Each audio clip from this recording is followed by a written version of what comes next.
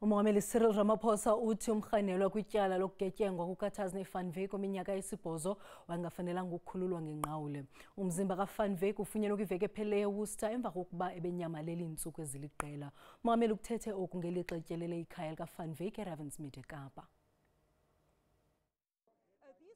Umongameli weli Umzimba Cyril Ramaphosa utyelele usapho lukaTazne ngalemva kwemini eKapa.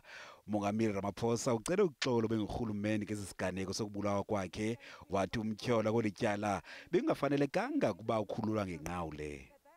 I stand here to say that we are sorry as the government that a person who was never supposed to be released on parole was released. We are sorry about that. But this will never take away the pain that all of you are feeling here.